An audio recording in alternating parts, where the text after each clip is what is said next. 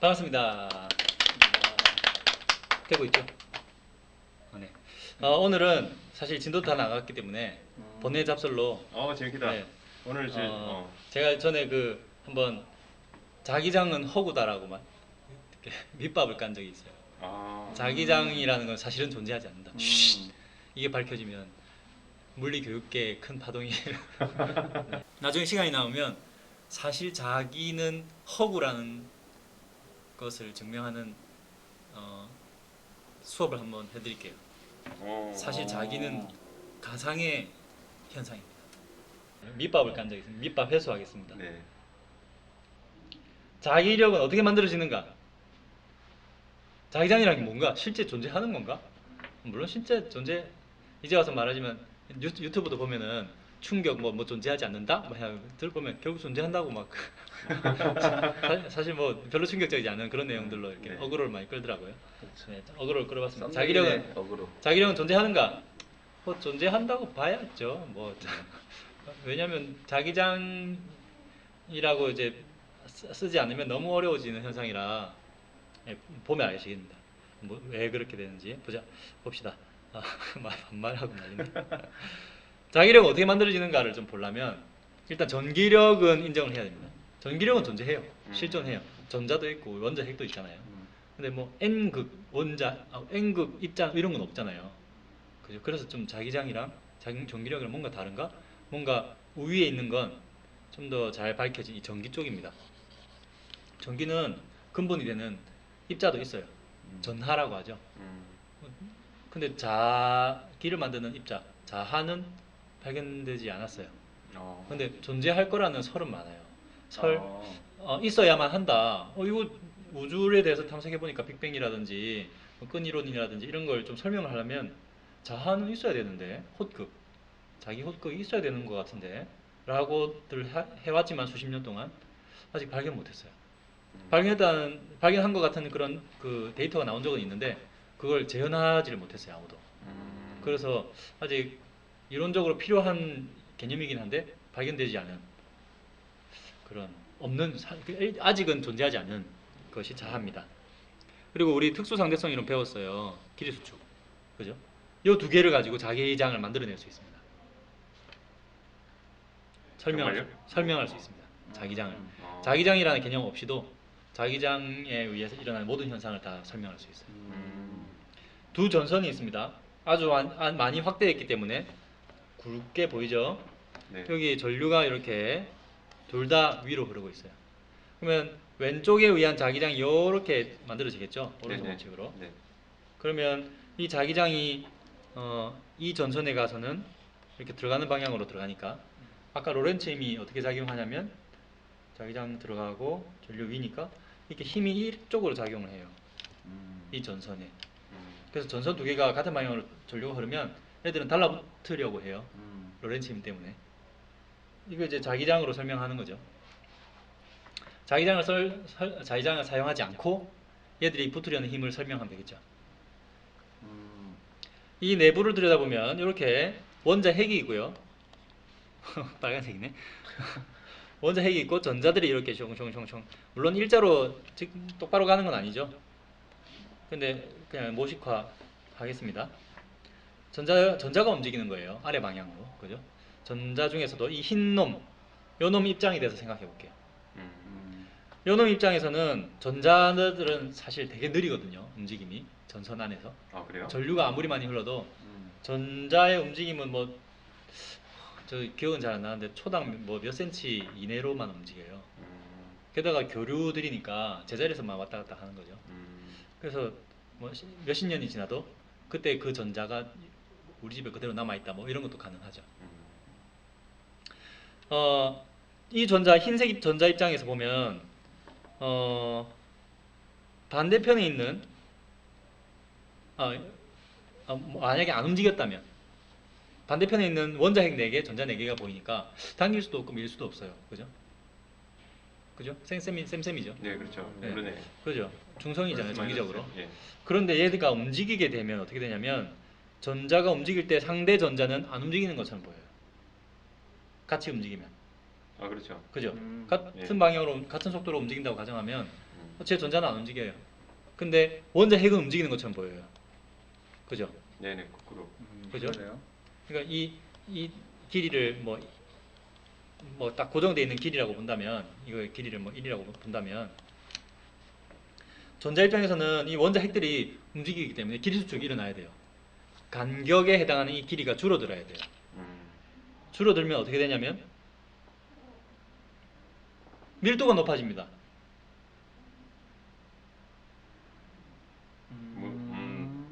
뭔 소리야? 이 흰색 전자가 볼 때 네, 원자 플러스 원자 핵들은 위쪽으로 움직이고 있어요. 네.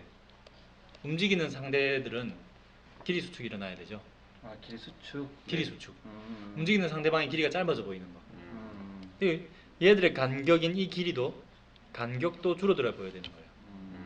간격이 줄어드는데 그러면 간격이 줄어들어 보이면 저 멀리 있는 원자 핵들까지 이렇게 쫙 모아 보는 거잖아요. 네. 간격이 줄어드니까. 네. 네. 그럼 밀도가 높아지는 것처럼 보이겠죠. 네. 이 길이당 다 4명씩 있는데 이 원자 핵은 6명이 보이는 거야. 전자 4명, 원자 핵 6개. 그러면 밀까요, 당길까요? 전자 입장에서. 아, 저기가 플러스가 되니까. 플러스가 더 많아지잖아요. 어. 근데 상쇄가 안 되는 거예요, 이제. 음. 플러스가 더 많네? 플러스가 더 많으니까 당겨야지가 되는 거예요. 당기는 거예요. 그리고 작용 반작용이니까 얘도 당겨지겠죠. 그래서 이 두 전선이 달라붙는 겁니다. 그리고 이제 자기력도 전기력으로 표현하는 거네요. 그렇죠.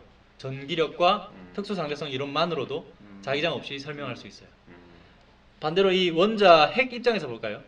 원자 핵 입장에서 보면 누가 움직이는 것처럼 보이냐면 반대편에 있는 전자들이 움직이는 것처럼 보이죠. 이 원자 핵이 볼 때는 반대편에 전자들이 간격이 좁아지는 거예요. 그렇죠. 그럼 전자들이 밀도가 더 높아지죠. 마이너스가 전기. 마이너스가 더 많으니까 당기자 이렇게 되는 거예요. 그래서 누구 입장에서 보든 이게 설명이 됩니다. 그래서 이걸 통하면 왜 그렇게 전기장에 비해서 자기장은 약할까를 설명할 수 있어요. 왜 그럴까요? 밀도 차이가 크지 않기 때문에 그런가요? 그렇죠. 특수 상대론적 현상이라서 그래요. 음. 특수 상대성이 많이 일어나려면 속도가 엄청 빨라야 되잖아요. 근데 얘 속도 엄청 느리다고 했잖아요. 아. 전자들은 속도가 너무 느려요. 광속에 가까운 그 길이축이 훨씬 크게 나타나죠. 그죠? 얘들은 너무 느리기 때문에 사실은 거의 뭐 효과가 안 일어난다고 봐도 돼요. 근데도 우리가 관측 가능할 만한 그래도 힘이 나타나죠. 그 이유는 전자나 원자 핵이 너무나 빨리. 많아가지고 어.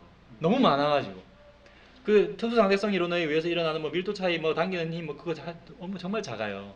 근데 개수가 너무 많아. 그래가지고 우리 그래도 관찰할 만한 힘이 나타나는 거예요. 이 전기력이 그대로 이제 작용하는 거고, 자기장은 전기력이 특수상대성 이론에 의한 수축으로 조금 일어나는 거라서 약한 거예요. 그래서 자기장이란 전기장의 상대론적 표현이다 라고만 해도 자기장 없이 과학을 만들어 갈 수 있습니다.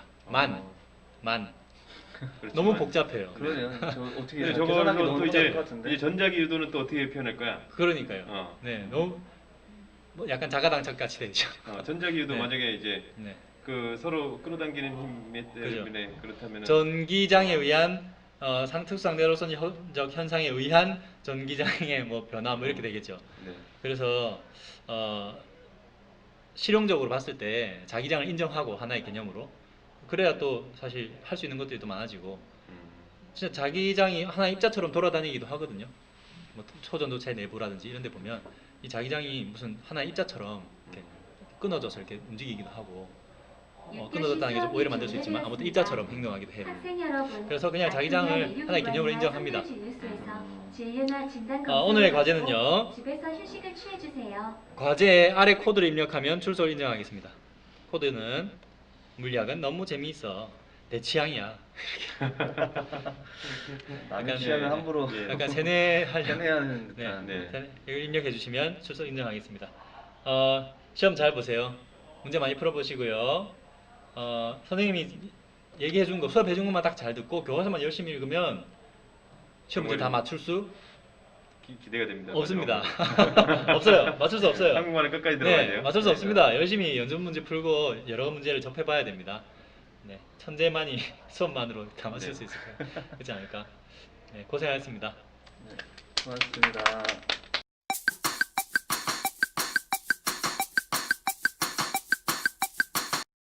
자, 이제 시험 전 마지막 온라인 수업이죠.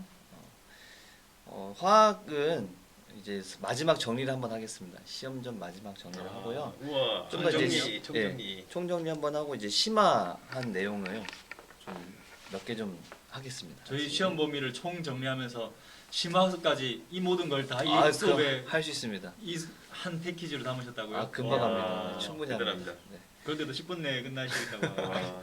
이야. 별 내용이 없거든요. 네. 3단원이 실제로는. 자, 우리 3단원은 어떤 걸 배웠었냐면 우리가 화학 결합에 대해서 배웠어요. 결합. 아, 결합. 처음에 배웠고요. 결합. 퓨전. 네. 퓨전. 퓨전, 예, 안 맞네. 본딩. 그다음에 이제 결합 세 가지 배웠었죠. 이온 결합, 공유 결합, 금속 결합. 그 중에서 공유 결합에 대해서 자세하게 배우면서 우리 주변에 많이 있는 것들 중에서 이제 분자에 대해서 어떤 모양을 가질 거냐를 예측할 수 있는 모델을 좀 배웠었고 원리를 배웠었고요. 뭐 그들의 이제 성질들도 극성 분자냐, 무극성 분자에 대해서 무극성 분자냐에 대해서 배웠던 게 3단원 내용 끝입니다. 이게 정리예요. 그러니까 무슨 말이냐면 금방 뭐가 지나갔죠? 너무 빠르네. 그 내용을 다 하나 한다는 얘기가 아니었고요. 워낙 이런 걸 순식간에 배웠다. 지나가서. 이런 걸 네, 배웠다. 모릅니다. 네. 뭐가 지나갔냐? 글쎄, 순식간에 일어나는 일이라. 이런 걸 배웠으니까 여러분들 다시 한번 복습하시고 그 중에서 우리는 조금 선생님이 대충 넘어갔던 그런 좀 심화 학습을 좀 하도록 하겠습니다. 처음에 이제 화학결합에서 전기분해를 대충 하고 넘어갔어요. 우리 물의 전기분해 했던 거 실험 기억나시죠? 네네. 근데 물의 전기분해 말고도 이온 결합 물질, 이온 결합 물질도 전기분해할 수 있어요. 근데 얘들 전기분해하려면 어떻게 될까요? 고체 상태로는 전기분해를 아, 수용액. 할 수가 없죠. 예, 전기가 안 통하니까. 전기가 안 통하니까. 전기가 흘러야 되니까. 그렇죠. 전기가 흘러야지 전기분해 할 거잖아요. 네. 그럼 얘네들 전기 흐르게 하려면 수용액. 물에 녹이면 물에, 예. 안 되는 거죠. 왜냐면 물에 녹이는 거면 물이 한 섞여 있는 상태니까 순수한 이온 결합 물질이 전기가 통하게 하려면 녹여야 되는 거예요. 녹여야 되는 거죠. 그렇죠. 여기라면 엄청 막 뜨거워야 되는 거 아니에요? 네. 그렇죠. 꽤 온도가 한 뭐 800도 이상. 오. 그래서 용융액이라고 합니다. 용융액. 뭐 그러면 예를 들면 그 석영 같은 거는 네. 이온 결합이잖아요. 석영 이온 결합 아닙니다. 넘어가겠습니다. SiO2인데 이거 네. 이 공유 결합 물질이에요. 네. 그래서 뭐가 지나갔습니까? 넘어가겠습니다. 네. 그래서 이온 결합 물질을 전기분해하면은 예를 들면 NaCl 한번 볼게요. 얘 액체 상태를 전기분해하게 되면 이 전기분해라는 건 마이너스 극과 플러스 극에서 각각 산화환원 반응이 일어나는 거잖아요. 네. 그 마이너스 극으로 얘네들이 현재 이온 상태로 자유롭게 돌아갈 수 있다면 마이너스 극으로는 분명히 양이온이 갈 거다. 그러니까 Na 플러스 가겠죠. 음이온은 이제 플러스 극으로 가겠죠. 이렇게 모인 다음에 여기서 각자 이제 산화환원 반응이 일어나면서 각각 분리가 돼요. 그러면서 원래 성분 원소로 나오게 되는데 나트륨 같은 경우는 성분 원소면 금속이잖아요. 네. 금속은 화학식을 어떻게 쓰죠? 화학식이요? 네. 그런 게 있었나요? 아 그렇습니다. 금속은 그냥 네. 그냥 N만. NA만 쓰면 됩니다. 네. 네, 맞죠? 네, NA가 나올 거고 Cl 같은 경우는 그냥 Cl이 원소 기호인데 안정적으로 존재하는 애. 예. 그러면은 얘는 Cl 투. 2 분자겠죠. 투. 각각 이렇게 나옵니다. 그러니까 여기 우리 현재 가장 안정한 물질로 이제 나온다라는 얘기죠. 그래서 NaCl을 전기분해하면 각각 전극에서 Na 금속 물론 이제 뭐 식히면 애쓰겠지만 뜨거울 때는 액체로 나오긴 할 거예요. 처음에는 그 녹음점이 상당히 낮은가 보네요. 낮은 편입니다. 얘 같은 경우는 자, 이런 식으로 나오겠죠. 근데 이게 지금 화학식을 완성시킨 건 아니라는 거죠. 화학식 완성시키려면 개수를 맞춰야 되는 거죠. 그럼 뭐 2를 써주고 여기다가 2를 써주겠죠. 그러니까 전기분해하면은 NaCl을 전기분해하면 마이너스가 플러스에서 나트륨 금속과 Cl2 기체 나올 텐데 그들이 나오는 양이 다르다는 얘기죠. 얘가 2몰 나올 때 얘는 1몰씩 나오네 라는 것도 알 수 있다는 얘기죠. 그래서 전기분해에서 이런 양적 관계도 여러분들이 한번 식을 세우면서 연습하면 좋지 않을까 생각이 듭니다. 네. 그리고 또 좋답니다, 이제 여러분들. 네. 좋답니다. 시험 앞두고 좋답니다. 네. 자 그리고 루이스 전자점식에서 옥텟 규칙을 만족하지 않는 경우를 다시 한번 좀 짚고 넘어가려고 해요. 아이들이 좀 많이 헷갈려하더라고요. 몇 번 없습니다. 딱 2개밖에 없습니다. 누구였죠? 기억나시나요? 붕소였던 것 같은데. 오 맞습니다. 오. 붕소가 이제 전자가 3개라서 네. 원자과 전자가 3개라서 얘들이 이제 뭐 BF3 하면은 이런 식으로 옥텟 규칙을 만족하지 않아도 존재하더라. 얘도 있었고 또 누구 있었냐면 뭐 BeF2라 그래서 네. 뭐 이런 식으로 베릴륨 같은 경우도 옥텟 규칙을 만족하지 않아도 존재할 수 있는 그런 애다라는 것도 한번 짚고 넘어가도록 하겠습니다. 그다음에 이제 배결합인데 이게 처음 들어봤을 수도 있는데 배결합은요 공유 결합 중에 하나입니다. 그러니까 우리가 공유 결합은 다 많이 배워서 알고 있을 텐데 배결합은 이제 공유 결합하는 방식이 다른 거예요. 원래 공유 결합이라는 것은 야 나 하나밖에 없으니까 너도 하나 주라 라고 하면서 나도 하나 부족한데 하면서 그래 우리 그러면은 하나씩 내어놓고 합체하자 하면서 이렇게 합체까지는 아니지만 공유하자라고 해서 이런 공유 결합이 일어나는 게 보통이잖아요. 네, 그러니까 그렇죠. 공평하게 하나씩 놓던지 혹은 뭐 2개씩 내어놓던지 해서 공유하는 게 대부분인데 이 배의 결합은 일방적으로 공유해지는 겁니다. 그런 경우가 있어요? 있습니다. 예를 들면 대표적인 것 중에 하나가 이 질소가 들어있는 NH3 이게 뭐죠? 암모니아죠. 이 암모니아 같은 경우는 비공유 전자쌍이 있다는 거예요. 비공유 전자쌍 네네. 이렇게. 근데 상당히 이 전자를 곱하는 애가 있다라고 했을 때 이 질소 같은 경우는 상당히 자비로운 원소라서 이 비공유 전자쌍을 일방적으로 제공해 주기도 해요. 아예 잃어버린다고요?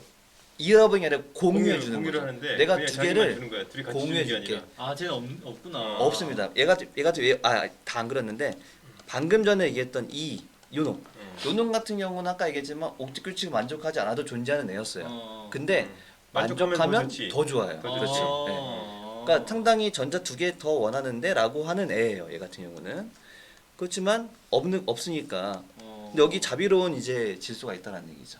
나는 그러면 자비롭다. 나는 자비롭다. 그러면서 나는 관대하다 하면서 네. 이 전자를 2개를 확 줍니다. 그러면은 이들 사이에 하나의 공유 결합이 형성되는데 일방적으로 제공해줬지만 공유하고 나면 마치 하나씩 내어준 것처럼 그냥 일반적인 공유 결합이랑 구분이 안 돼요. 똑같아요. 강한가요? 예? 본딩이 강한가요? 본딩이 강한 똑같은 공유 결합입니다. 예, 하나씩 내어놓은 거랑 차이가 없어요. 살았으면서도. 네. 결국은 결합하고 나면 이 처음에 주는 거의 방식의 차이인 거지 결합하고 나면 똑같이 공유랍 강한 공유랍이 되는 거죠. 이럴 경우에 이제 여러 가지 변화를 볼 수가 있어요. 어떤 변화를 볼 수 있냐면 우리가 아까 전에 뭐 얘기했지만 이들의 결합각들 저번에 얘기했지만 결합각들을 막 얘기할 수 있죠. 뭐 예를 들면 얘 같은 경우는 원래 여기 비공유전자 하나에다가 공유전자 3개니까 107도. 얘 같은 경우는 120도였는데 결합하고 나면은 이제 하나의 공유결합이 더 생겨버리니까 달라지겠죠. 멀어지나요? 여기 붕소 주변에 전자쌍이 하나, 둘, 셋, 4개가 돼버린 거죠. 이러면 또 결합각이 달라지겠죠.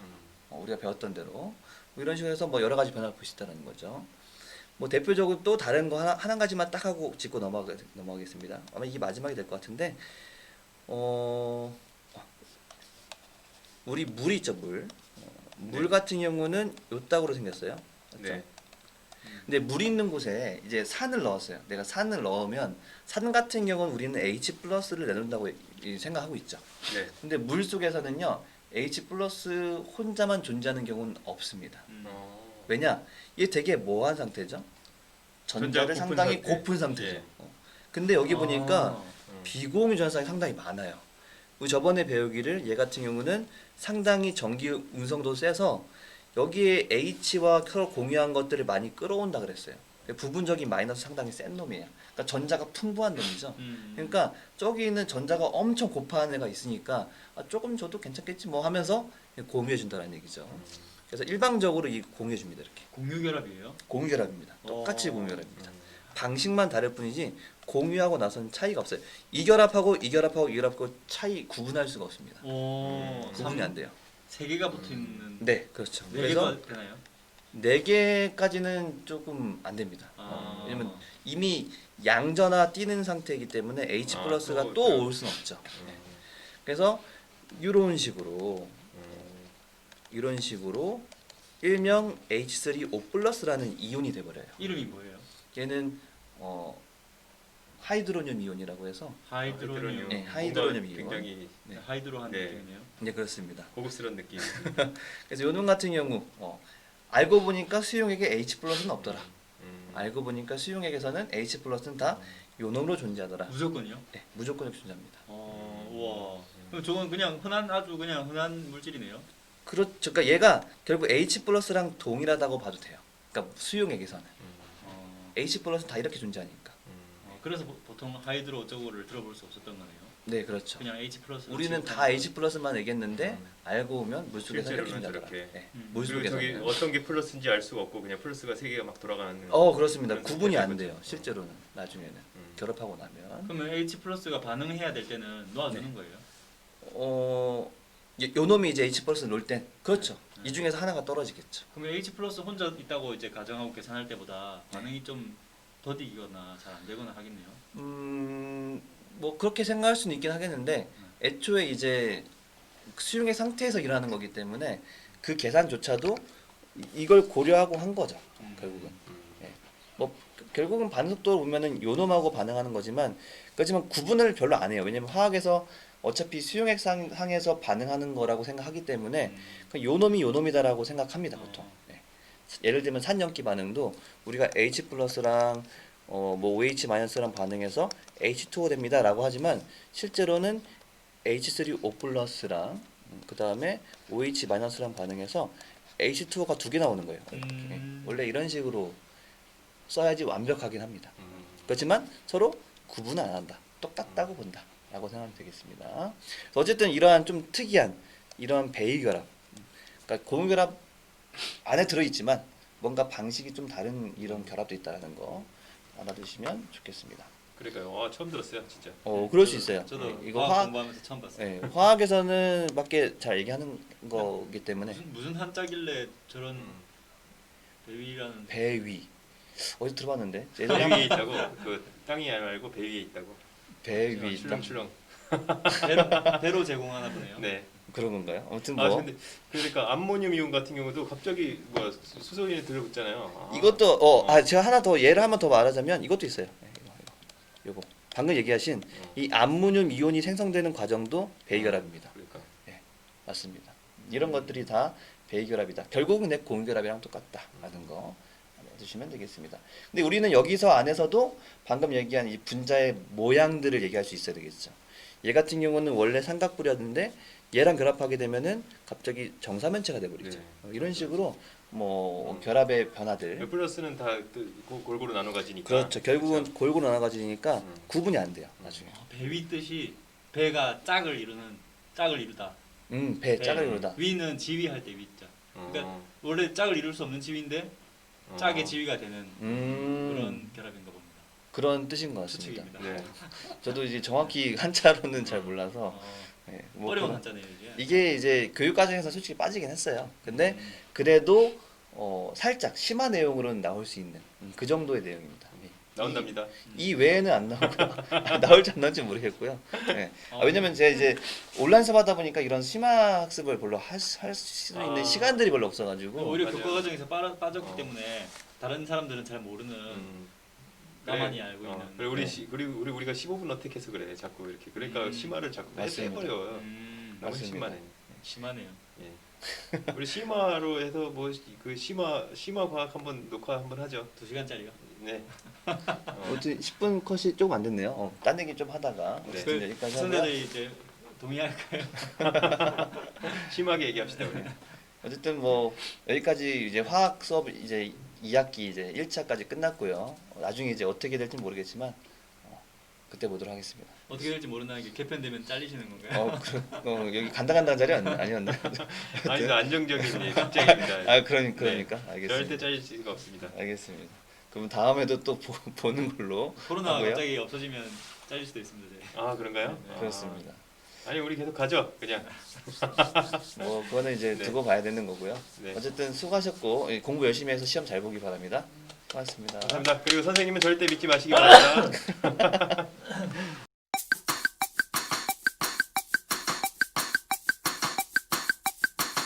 고맙습니다. 네, 생명과학 시간입니다. 네.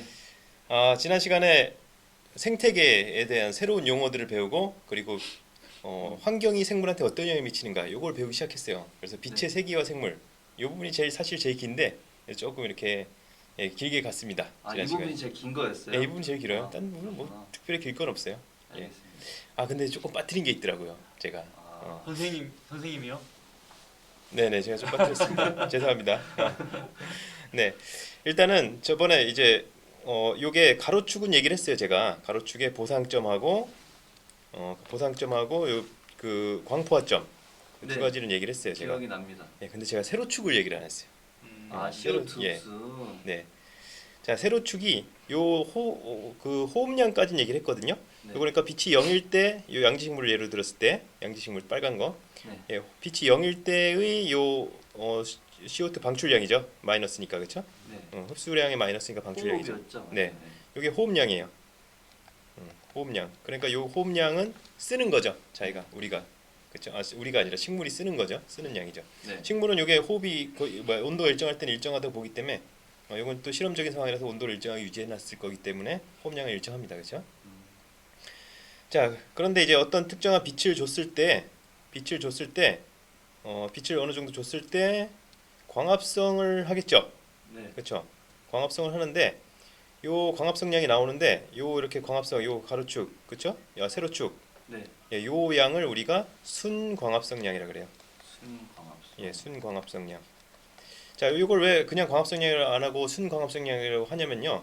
요 광합성량이 나오려면은 이 호흡량만큼의 산소를 배출하고 이산화탄소를 호흡량만큼 흡수를 하고 호흡하면서 내보내는 걸 다 흡수하고 그리고 또 바깥에 있는 걸 추가로 흡수한 거거든요. 아. 그쵸?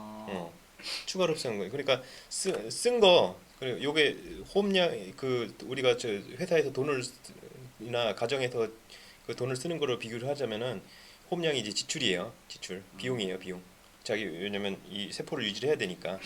그래서 요 호흡량 쓴 거만큼 다 다시 벌어들인 다음에 그렇죠. 벌어들인 거 쓰고 이 남는 거 저축하는 거잖아요. 그렇죠. 그래서 순광합성량 요게 순광합성량이 플러스가 돼야 이제 식물이 제대로 생장할 수 있겠죠. 그렇죠. 요거 보상점 이하면은 순광합성이 마이너스가 나오죠. 네. 그렇죠. 그러면은 이제 식물이 이제 버는 것보다 쓰는 게 많으니까 얘가 제대로 생장을 하지 못하겠죠. 순이익 같은 건가요? 예, 그렇죠. 순이익이죠. 그러니까 총 광합성량이라는 것도 그렇죠. 그러니까 총광합성량이 나옵니다. 아, 총광합성량은 이만큼이 되는 거죠. 그래서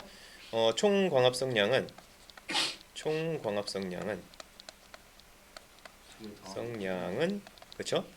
호흡량 더하기 순광합성 글씨가 엉망이라서 죄송합니다. 순광합성량이 나옵니다. 요거를 제가 빠뜨렸더라고요. 근데 뭐 금방 알 수 있겠죠. 예. 음지식물은 광포화점이 낮은 대신 보상점이 낮아서 좀 어두운 빛에서도 잘 자랄 수가 있고요. 그렇죠? 양지식물은 보상점이 좀 높아서 어두운 빛에서 잘 못 자라는 대신 이제 밝은 빛에서 아주 광합성을 많이 한다 그랬죠. 양지식물의 보상점이 높은 거예요? 예, 그렇죠. 보상점, 아, 광포화점이 그러니까- 둘 다 높습니다. 그러니까 마이너스 값으로 크다는 얘기인 거죠, 그게. 양지식물이 그렇죠. 보상점이 예, 보상점이 높죠. 제가 헷갈렸어요. 죄송합니다. 네. 맞네. 괜찮습니다. 다들 헷갈릴 겁니다. 학생들은 처음 보니까. 근데 여기 근데 예. 자세히 알아야 되겠네 이거. 헷갈리겠네요. 네. 진짜. 예.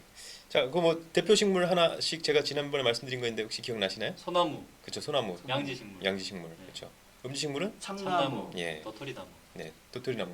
사실 참나무란 나무가 없어요. 그냥 도토리가 열리는 나무들을 총 합쳐서 뭐 신갈나무, 졸참나무 이런 걸 다 합쳐갖고 통칭해서 참나무라고 합니다. 도토리나무.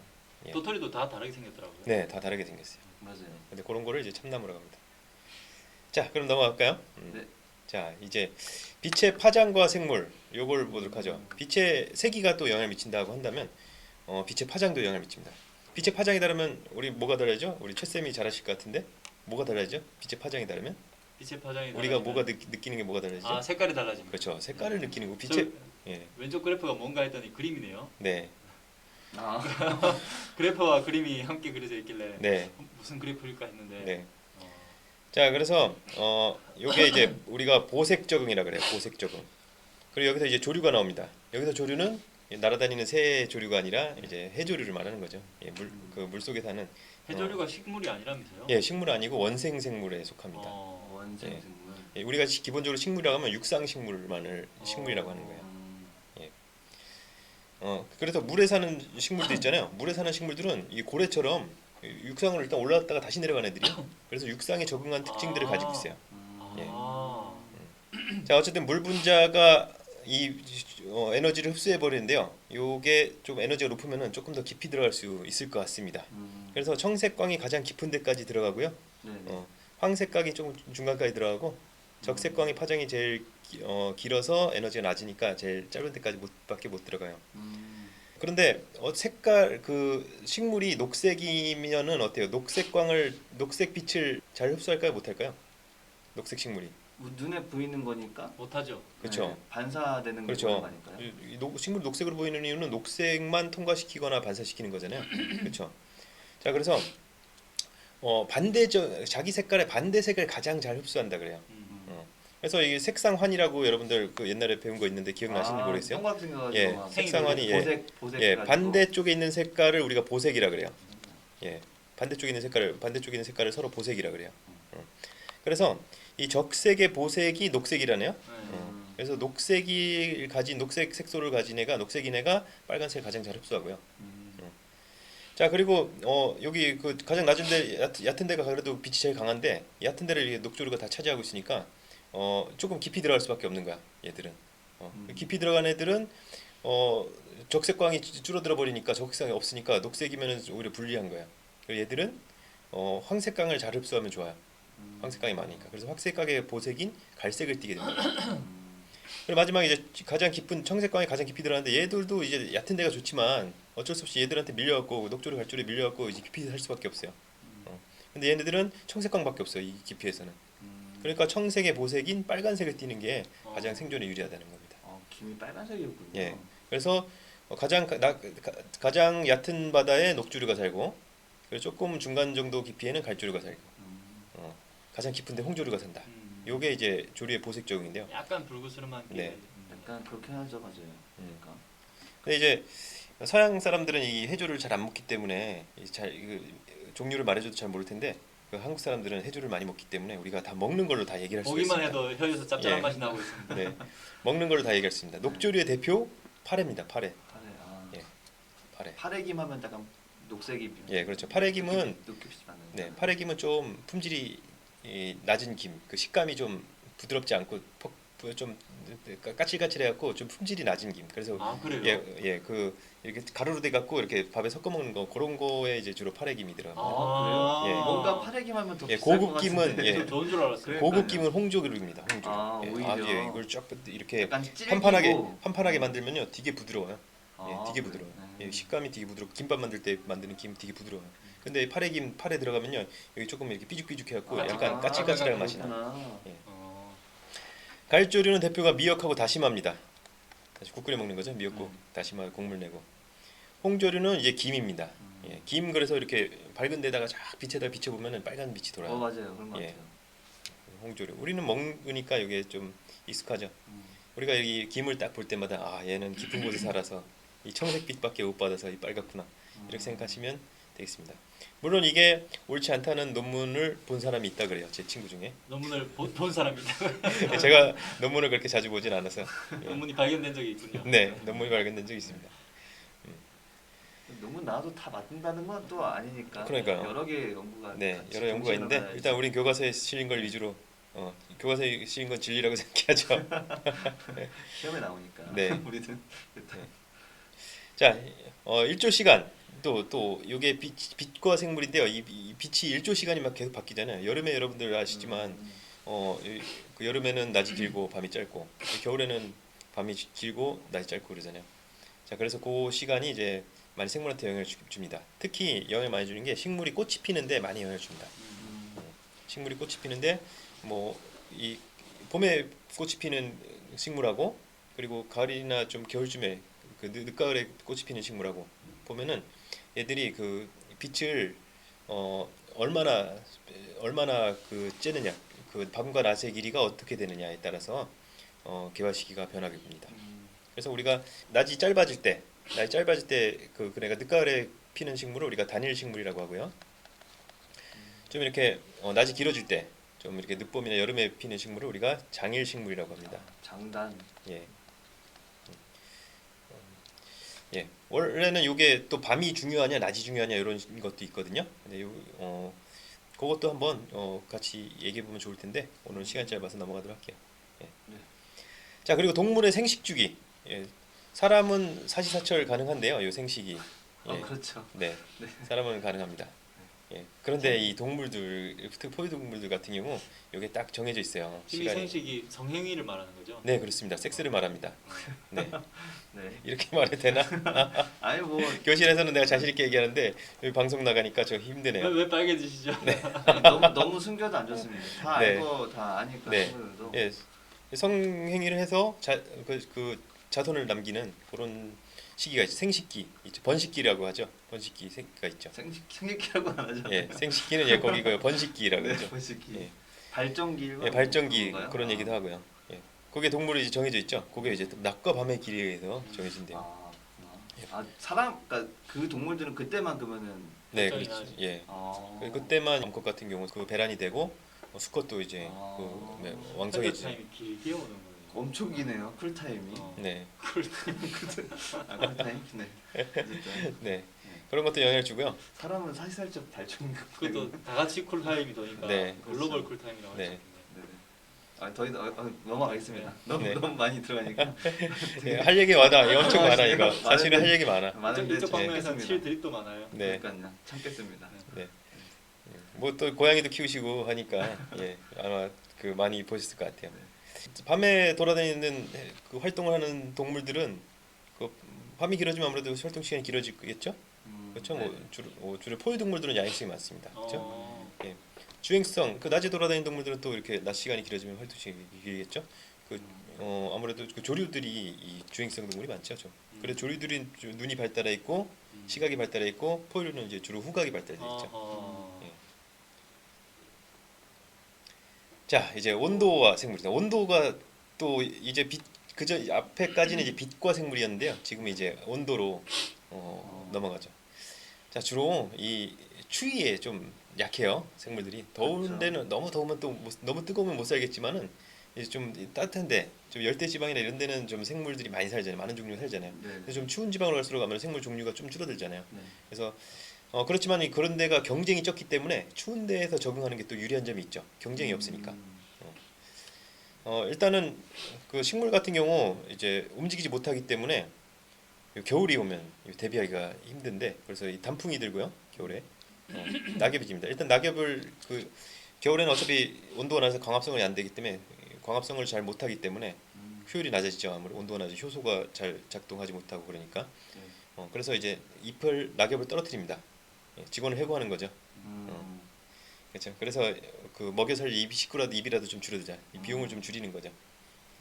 그러기 위해서 이제 단풍을 드는데 이제 그 이파리에 있는 잎에 있던 그 엽록소를 최대한 이제 다시 회수하는 거죠. 그래서 엽록소가 다 분해되는 거죠. 영양분을 빼내요. 예, 그렇죠. 아. 왜냐면 영양분 그대로 떨어뜨리면은 네. 아까우니까. 어. 그래서 엽록소를 회수하니까 엽록소가 아닌 색소가 이렇게 잎에 남아 있었던 거거든요. 그게 이제 보이는 게 단풍입니다. 그래서 여름에도 사실 그 색소를 분리해 보면은 빨간색, 노란색 다 있어요. 네.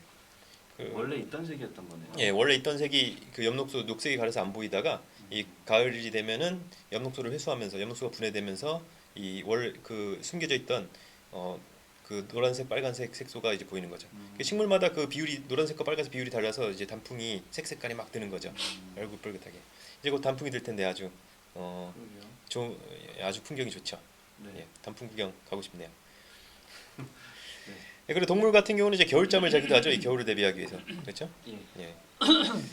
뭐 겨울잠 자는 동물 아세요? 혹시? 다람쥐. 곰. 예, 다람쥐, 곰. 그러니까 항온 동물들도 뱀. 겨울잠을 자요. 주로 벼는 동물들도 자는데 뭐 겨울에는 어차피 먹을 거 구하기 힘드니까 이제 자면서 에너지 소모를 최소화하는 거죠. 자, 그리고 알렌과 베르그만의 법칙이라는 게 있습니다. 예. 요게 뭐냐면요. 이 추운 지방에 갈수록 그 적응하기 위해서 몸집은 커지고 말단은 작아진다는 겁니다. 예. 그래서 그 대표적인 게 이 여우들이에요. 요게 사막에서 더운 데 사는 사막 여우. 온대 지방에 사는 붉은 여우, 추울 때 사는 북극 여우인데요. 이 몸집은 북극 여우가 제일 크고요. 그리고 귀는 사막 여우가 제일 크죠. 그러네요. 그래서 귀엽죠, 사막 여우. 네, 귀엽죠. 귀가 커. 오히려 또 크고 잘리몽땅해서 또 북극여우도 귀여운데. 아 그러네요. 예. 몸집이 크면 어때요? 몸집이 크면은 이 열을 생산을 많이 할 수 있죠. 몸집이 크면 세포가 많으니까 세포에서 이제 물질에서 열을 생산하니까 그러면서 대신 표면적이 그만큼 줄어들어요. 체중 대비. 예, 몸의 부피 대비 표면적이 줄어들어요. 그리고 이게 몸집이 작아지면 몸의 부피 대비 표면적이 넓어지죠. 그러네요. 거기다가 말단 같은 데는 요게 이렇게 커지면은 요 말단 같은 데는 이게 열 생산은 별로 안 하면서 굉장히 열 발산은 많이 되잖아요. 표면적이 엄청 넓히잖아요. 그렇죠? 뭐 이렇게 같은 뭐 무늬도 이렇게 동그란 무늬보다는 이렇게 뭐 올록볼록하면은 요 표면적이 넓어지잖아요. 네, 그렇죠? 그런 것처럼 요 표면적이 넓어지니까 열 발산이 많이 되는 거죠. 그래서 말단이 커지면은 열 발산이 잘 되니까 요 더운데 유리하고, 그렇죠? 몸집이 작아지면 더운데 유리하고, 몸집이 커지면 그렇죠, 추운데 유리하죠. 유리하고. 그리고 말단이 작은 게 또 열 발산을 줄이니까 추운데 유리하고요. 귀가 짧고요. 예. 그래서 요 여우만 보시면은 이렇게 딱 알렌과 베르그만의 법칙 이거 알 수 있습니다. 실제로 뭐 사람도 이제 오래 그 지방에 오래 지내다 보니까 이 열대 지방 쪽 사람들이 몸집이 좀 작은 경향이 있고요. 이제 막 좀 추운 데 사는 사람들, 막 북유럽 사람들, 막 이런 사람들이 등치가 큰 그러네요. 막 그런 경향이 좀 있다고 합니다. 자, 이제 다음은 이제 물과 생물입니다. 자, 물은 생물이 꼭 필요한 생물입니다. 몸의 3분의 2 이상이 물이죠. 네. 물이 부족하면 안 됩니다. 그렇죠? 그래서 물은 많은데도 이제 적응을 해야 되겠지만 물이 적은데 적응하는 게 또 굉장히 중요합니다. 그래서 그래서 뭐안 먹으면 되니까요. 네. 일단은 파충류 같은 경우 이제 양서류는 이게 완벽히 육상 생물이라 할 수가 없어요. 그렇죠? 어릴 때 그 물속에 살고 개구리, 올챙이 같은 경우 물속에 살다가 이제 그 커서도 물가를 못 떠나잖아요. 자, 그런데 양서류는 물가에 살 수밖에 없는 데 비해서 이 파충류는 완전히 육상에 적응했습니다. 그것 중에 하나가 이제 몸이 완전히 비늘로 덮여 있어서 몸에서 피부를 통해서 물이 증발하는 걸 막아놨죠. 양서류는 마른 데 갖다 놓으면 이제 막 피부가 마르면 이제 피부 호흡도 못 하고 그래서 이제 죽을 수밖에 없죠. 예. 자, 그런데 아무래도 식물에서 더 극적으로 나타나죠. 뭐 동물들도 뭐 이렇게 사막에 사는 동물들은 물을 절약하는 기능이 굉장히 많이 있어요. 뭐 저수 조직이라든가 뭐 낙타 같은 경우 낙타 혹에다가 뭐 지방 같은 거 저장해 놓는다 그러잖아요. 그런 경우도 많이 있고, 식물 같은 경우는 이제 선인장이 잎이 그 가시로 변했죠. 잎에서 수분증이라는 걸 막으려고, 그렇죠? 그리고 선인장이 이렇게 줄기가 두껍잖아요, 통통하잖아요, 오동통하잖아요. 거기다가 줄기에다가 다 물을 저장하는 거죠. 자, 반면에 이제 이 원래 육상식물이라고 그랬잖아요. 식물은 다 육상식물인데 요 물로 돌아간 연꽃 같은 경우는 이제 물 속에 살다 보니까 얘가 원래는 그 이산화탄소를 물 속에서 얻는 것보다는 이제 공기 중에서 얻는 게 더 편하잖아요. 그렇죠. 그래서 이 안쪽에 통기 조직이 있습니다. 그래서 여러분들 연근 드셔보셨나요? 아, 네네. 예, 연근 보면 어떻게 생기세요? 연근 보면 이렇게 특이하네. 잘라 보면은 여기 동글동글하네. 구멍이 이렇게 막 있잖아요. 네네. 그렇죠. 이게 이렇게 통기 조직이네. 거기 공기를 채워나갔고 거기서 이제 그래서 이 물풀들 같은 경우는 통기 조직이 다 발달돼 있어요. 예. 아무래도 공기랑 좀 소통이 좀 필요한 거죠. 이 아무래도 육상에 적응이 있다 보니까. 예. 이런 것도 이런 물에 대한 적응이라고. 이건 거꾸로. 이건 물에 대한 적응이 아니라 이제 물 속에다가 적응하려고 네네. 된 거죠. 자, 거의 이제 마지막입니다. 벌써요? 네. 아, 아쉬워. 자, 토양과 생물입니다. 자, 흙이 또 어느 정도 있어야 돼요. 이게 바위만 있으면은 생물들이 살기가 어려워요. 왜냐? 흙이 있어야 거기 흙에 물이 저장이 될 수 있고 그래서 식물들이 자랄 수가 있어요. 그래서 흙은 아주 식물뿐만 아니라 다양한 생물의 서식처가 됩니다. 네. 그래서 또 토양의 이제 성분에 따라서 또 토양의 어떤 그 뭐 모래흙이냐 아니면 진흙이냐에 따라서 이제 살 수 있는 생물종이 달라져서 이런 그 토양의 또 토질이 또 생물에게 영향을 준다고 볼 수가 있습니다. 네네. 여기서 이제 마지막으로 반대로 생물이 환경에 영향을 미치는 얘기를 그동안은 얘기를 안 했는데 딱 하나 얘기를 한다면 이 생물이 낙엽을 떨어뜨리면 낙엽이 분해돼서 거기에 이제 그 유기물이라든가 유기물을 이제 분해되면서 이제 무기물이 되잖아요. 그런 그 식물이 이용할 수 있는 양분이 비옥해져서 비옥해지는데 비옥한 토양이 되는데 이런 거는 또 반대로 생물이 환경에 영향을 미치는 거라고 볼 수가 있겠죠. 예, 공기 생물인데 별거 없어요. 공기 중에 산소하고 이산화탄소가 영향을 미치는데 산소는 누가 써요? 언제 써요? 산소는 호흡할 때 호흡할 때 쓰고요. 이산화탄소는 언제 써요? 광합성할 광합성할 때 씁니다. 예, 그래서 공기가 또 영향을 미치죠. 또 공기 뭐 영향 미치면 많이 있습니다. 뭐 이산화탄소의 농도에 대해 지구 온난화가 또 미친다는 얘기까지 이렇게 우리가 또 넓혀볼 수 있는데요. 소의 트름 예, 소의 방귀가 또 메테인 가스가 트름 메테인이 또 이산화탄소보다 훨씬 그 온실효 효과를 맞아요. 많이 일으킨다는 수십 배 그러잖아요. 아닌가요? 네 맞아요. 예, 근데 메테인이 우리 그 산소랑 반응을 잘하기 때문에 예, 오래 남아 있지 못합니다. 그래서 흙에 영향을 못 미쳐요. 네. 예, 이제 그 진짜 끝입니다. 예, 이렇게 해서 환경이 생물들한테 영향을 미치는 걸 많이 살펴봤는데요. 자, 우리 이제 시험 잘 보시고요. 시험 끝나고 나서는 생물들끼리 4교시 수업이 상호작용에 대해서 알아보도록 하겠습니다. 아 종료하라고 학생 했다. 여러분, 감사합니다. 회식과 같이 감사합니다. 사람 많은 수고하셨어요. 곳이나 노래방과 같이 진동수가 클수록 네. 산란이 잘 돼가지고 네. 깊숙이 못 들어갑니다. 네, 그렇죠. 예. 그래서 청색광이 가장 깊이까지 들어가고. 그래요? 반대로? 맞는 얘기 아니에요? 화장이 길면 조금밖에 안 들어간다는 거 아니에요? 아닌가? 네, 어쨌든 예, 제가 알기로는 어떻게 수습해야 될지 모르겠습니다. 지금 타임 어택 때문에. 수심 깊은 곳으로 가는 게 청색광인 거죠? 네, 그쵸. 그러니까 맞는 얘기. 네. 아니요, 근데 아니요, 지금 제 아니. 진동수가 청색광이 많아요. 진동수가. 진동수가 더 크죠? 예, 커서 화장이라고 안 했어요? 파란색이 더 깊숙이 들어가요. 네, 그 아마 제가 그런 거 아니었어요? 알기로는 방금 얘기한 게? 저 파란색이 깊이 못 들어가는 줄 알았어요. 아 그래요? 좀 방금 파장이 길수록 산란이 잘 돼서 더 깊이 못 들어간다고 얘기하시는 제 생각에는 제가 여기는 자를 거니까 마음대로 얘기하세요. 제가 아, 자를게요. 제가 제가 편집하니까. 네네. 공기 중에서의 산란을 착각한 것 같습니다. 아. 공기 중에서는 파란색이 산란이 돼서 멀리 못 가거든요. 아.